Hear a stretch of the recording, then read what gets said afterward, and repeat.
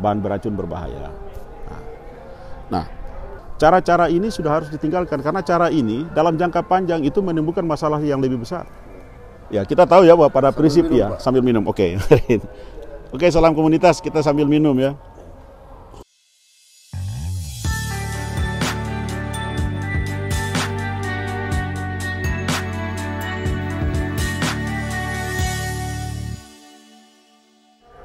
Assalamualaikum warahmatullahi wabarakatuh dan selamat sore.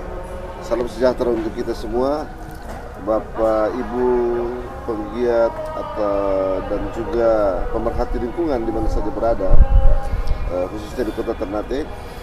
Kali ini masih bersama Ketua Ekoenzim Maluku Utara, Bapak Ishak Nasir SE.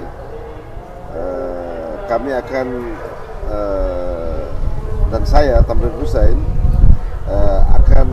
kami akan mendiskusikan atau sharing terkait dengan pengolahan lingkungan, terutama pengolahan sampah yang ada di Kota Ternate. Apa itu sampah, kemana dia akan diolah, bagaimana dia memberikan dampak positif terhadap ekonomi terhadap pelakunya, dan seberapa besar atau seberapa kuat dorongan sosial bagi pembentukan keluarga sejahtera di sektor persampahan ini. Kita akan ikuti pandangan-pandangan brilian, pandangan-pandangan bernas dari Bapak Ishak Nasir. Pak Ishak Nasir, sampah itu sebenarnya kalau bisa didefinisikan atau disampaikan, itu yang mudahnya sampah ini apa ini? Ya, begini ya, kalau kita definisikan terlalu ribet. Jadi kita mengenali sampah secara umum dan simpel ya. Nah, sampah pada dasarnya itu ada dua.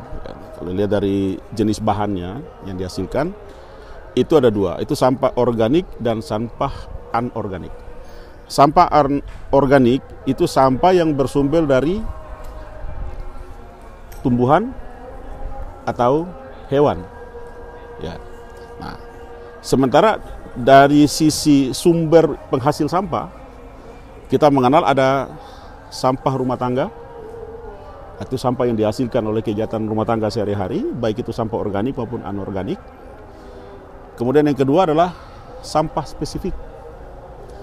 Sampah spesifik itu sampah yang dihasilkan oleh kawasan tertentu, misalnya kawasan perdagangan atau kawasan industri misalnya.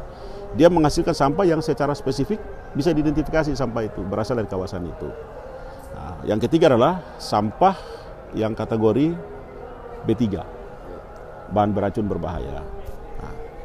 Nah, ini yang harus dikenali secara umum oleh masyarakat kalau kita mau mengelolanya. Karena sampah itu selama ini secara konvensional dan tradisional, itu cara pengolahannya simple, yaitu mengumpulkan kemudian membuang dan menampung di tempat tertentu. Cara-cara ini sudah harus ditinggalkan karena cara ini dalam jangka panjang itu menimbulkan masalah yang lebih besar. Nah, sehingga oleh karena itu kita perlu memikirkan langkah-langkah yang paling efektif dalam mengolah sampah ini. Ya. Mulai dari bagaimana sampah itu dihasilkan, bagaimana sampah itu diolah dan ditempatkan di lingkungan secara alam sehingga tidak menimbulkan dampak dalam jangka pendek maupun jangka panjang. Itu yang barangkali menurut saya perlu disamakan persepsi kita dari seluruh elemen masyarakat terkait dengan pengolahan sampah dalam rangka untuk menjaga lingkungan kita. Jadi sampah tidak harus sampah yang jelas, sampah itu bisa dikelola untuk kemanfaatan manusia juga ya? Ya, kalau dikelola secara baik, malah sampah itu bisa memberikan nilai manfaat, baik secara ekologis maupun secara ekonomis. Kalau dikelola dengan baik dan benar. Bagaimana itu? Coba bisa dilanjut dijelaskan. Ya, kita tahu ya bahwa pada sambil prinsip minum, ya, Pak. sambil minum. Oke. Oke, salam komunitas, kita sambil minum ya. Jadi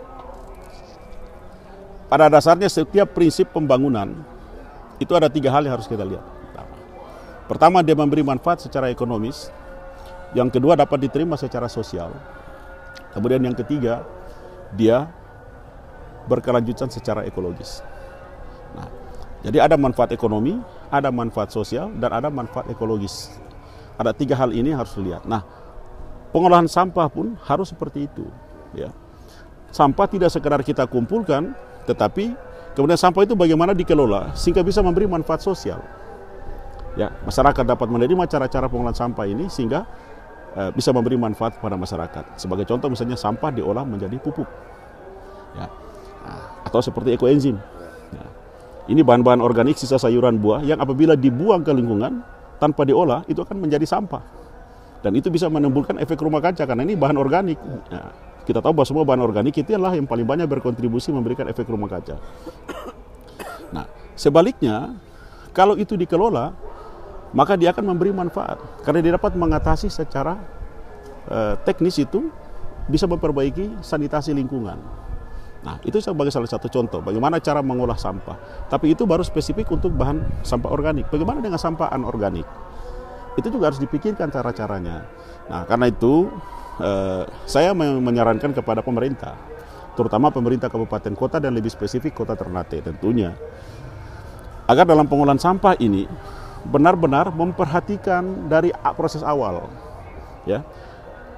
Bagaimana cara masyarakat Ternate itu memproduksi sampah, baik itu sampah organik maupun sampah anorganik, baik itu sampah rumah tangga maupun sampah spesifik, karena kita sudah punya beberapa kawasan perdagangan dan sebagainya, tentu di sana ada sampah-sampah spesifik. Nah, kemudian kita juga punya rumah sakit yang di dalamnya bisa saja memproduksi B3. Nah, sehingga sistem instalasi pengolahan air limbahnya itu harus betul-betul memenuhi syarat-syarat sanitasi lingkungan. Ya, toh. Nah, karena itu penanganan ini harus komprehensif. Nah, pertanyaannya, apakah jenis sampah ini semua harus kita buang? Kita buang apabila tidak ada manfaatnya sama sekali. Tapi kalau bisa dikelola menjadi manfaat, maka seharusnya di-recycle atau di-reusing. Ya.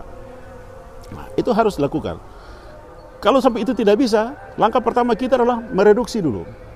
Melakukan pengurangan sehingga tidak secepat itu orang bisa memproduksi sampah dalam jumlah yang besar. Ya. Itu yang pertama. Yang kedua, mereka harus mampu apabila sampah itu masih bisa dimanfaatkan, diolah memberi manfaat, ya olah dia menjadi sesuatu yang bermanfaat. Nah. Kemudian yang ketiga, ya tadi digunakan ulang. Kalau memang belum bisa diolah menjadi produk yang lain, minimal ada pemanfaatan sehingga kita bisa menekan jumlah sampah yang masuk ke lingkungan setiap tahun, baik itu sampah organik maupun sampah anorganik. Nah, itu barangkali yang menurut kami harus. Kalau itu sampah dengan lingkungan, kalau sampah dengan ekonomi gimana? Pandangan Bapak ya, terkait sampah dengan ekonomi. Sebenarnya kalau kita melihat sampah ini memiliki nilai ekonomis yang baik kalau dikelola. Nah, saya kasih contoh di beberapa tempat. Ada sampah yang diolah menjadi pakan ternak dan pakan ikan. Ya, dengan memanfaatkan sampah-sampah organik sebagai substrat makanan untuk mengembangkan belatung. Nah, belatung dikembangkan, dibudidayakan, diberi makan sampah organik khususnya. Nah, sehingga kemudian nanti setelah belatung itu dipanen, itu diolah menjadi pakan ternak. Nah, ada juga yang mengolah sampah menjadi substrat makanan untuk budidaya lalat maggot. Lalat maggot ini salah satu sumber protein penting bagi ikan. Dan itu menjadi pakan ikan yang sangat baik. Nah, sehingga kalau ini dikembangkan dengan baik, maka akan mendorong perikanan budidaya, khususnya budidaya air tawar yang menggunakan sistem bioflok maupun menggunakan kolam ataupun tambak. Nah, itu ada pakan ikan yang cukup baik sudah tersedia dengan memanfaatkan pengolahan sampah yang menghasilkan lalat maggot tadi. Nah, sehingga ini menjadi sumber protein bagi ikan, dan ikan tentu menjadi sumber protein penting bagi kehidupan manusia. Nah, ini kalau dikelola secara industri, maka ini akan memberikan nilai tambah. Nah, bisa kita bayangkan satu waktu masyarakat Maluku Utara atau khususnya kota Ternate yang selama ini bekerja sebagai pengais sampah misalnya. Kalau mereka hanya bisa digaji karena mereka mengumpulkan sampah kemudian menempatkan di tempat pembuangan sampah, saya kira itu nilai tambah secara ekonomis sangat kecil karena mereka hanya menerima dari upah. Tapi kalau sampah itu diolah menjadi sebuah produk bagus yang punya nilai ekonomis, maka mereka bisa menambah penghasilan dari situ. Sehingga secara ekonomi akan membantu masyarakat-masyarakat kita yang tadinya bekerja di tempat-tempat pengolahan sampah. Nah, di mana sampah sudah bisa diolah menjadi sebuah industri baru yang bisa menggunakan ekonomi sirkuler. Nah, kita berharap pendekatan ekonomi sirkuler inilah yang harus menjadi konsepsi dasar dalam pengelolaan sampah ke depan. Ya, tentu saja harus dengan mempelajari berbagai teknologi yang berkembang pada saat ini, khususnya dalam pengelolaan sampah dan pengelolaan lingkungan hidup pada umumnya. Ya, itu. Jadi pengelolaan sampah juga bisa dengan ekonomi, bisa juga terkait dengan teknologi. Namun ke depan penduduk akan tambah banyak di Kota Ternate, ya. Pak Ishak. Tentunya kalau masyarakat bertambah banyak, kebutuhan masyarakat secara ekonomi juga akan bertambah, dan begitu pula sampah yang dihasilkan juga akan semakin banyak dan beragam. Banyak. Nah, mungkin bisa disampaikan langkah yang praktis untuk saat ini, ya, terkait dinamika pengelolaan persampahan itu. Ya, jadi begini, kita kalau mengharapkan masyarakat secara serentak, ya, secara simultan seluruh masyarakat Kota Ternate bergerak mengolah sampah, itu rasanya sesuatu hal yang agak sulit. Ya, secara teknis itu akan sulit di lapangan. Tetapi bahwa menginduksi pemikiran masyarakat, ya, mengenai sadar sampah, bahwa sampah itu harus dikenali untuk jangan dibiarkan begitu saja, tapi harus tahu cara pengelolaannya. Nah, saya kasih contoh begini. Kita semua tahu bahwa setiap hari kita memproduksi sampah organik, sampah anorganik. Kasih contoh saja sederhana. Kita pergi beli nasi bungkus, ya, kemasannya kertas kresek atau botol aqua untuk minum, itu kan menjadi sampah anorganik. Sedangkan sisa makanan itu menjadi sampah organik. Apakah tulang ikan atau sisa nasi yang masih menempel di situ. Ini kan kalau dipisahkan, maka kita dapatkan dua jenis sampah. Sampah organik dan sampah anorganik. Nah, sampah anorganik dapat didaur ulang. Misalnya yang plastik bisa diolah menjadi biji plastik. Tinggal kita butuh mesin. Begitu juga sampah-sampah organik bisa kita olah menjadi pupuk, organik padat maupun organik cair.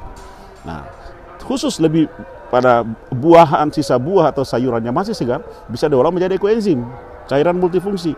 Nah, ini teknologi yang sudah tersedia saat ini. Tinggal sekarang bagaimana pemerintah menggunakan teknologi ini untuk dikuasai oleh masyarakat, sehingga masyarakat bisa memanfaatkan ini untuk mengolah sampah. Dengan sendirinya, berapapun sampah yang kita hasilkan setiap hari dapat dipastikan sekian persen dapat diolah. Kalau 8 terus kita bicara 100%. 50% dari produk sampah organik bisa kita olah kembali. 50% dari total sampah organik yang bisa kita hasilkan setiap hari dapat kita olah kembali menjadi pupuk organik cair maupun padat. Bisa kita bayangkan kita bisa memproduksi sampah setiap hari berapa banyak. Dan hasil yang dihasilkan tadi dari pengolahan sampah itu memberikan manfaat nilai ekonomis. Ya. Nah, bisa dibayangkan tidak masyarakat-masyarakat yang tadi bekerja di tempat-tempat pengolahan sampah, mereka dengan sendirinya ekonomi bisa lebih berkembang dibandingkan sebelum-sebelumnya yang hanya mereka dapatkan dari upah dari mereka mengais sampah. Gitu.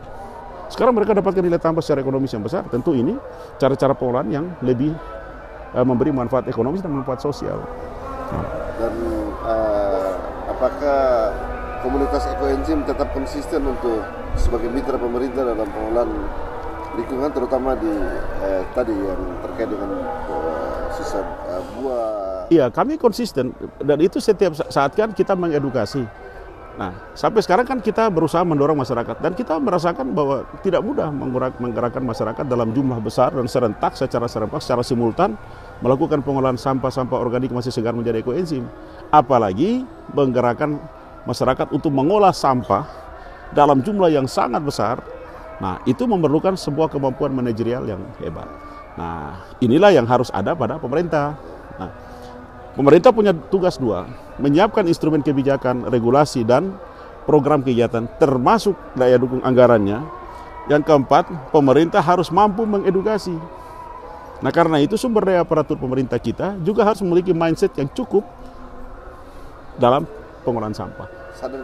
Sadar lingkungan dan mereka betul-betul tahu cara mengolah sampah sehingga bisa mengedukasi masyarakat. Itu. Tanpa itu saya kira pengolahan sampah akan berjalan terseok-seok. Dan saya ingin tegaskan, sampah adalah faktor penghambat pengembangan wilayah.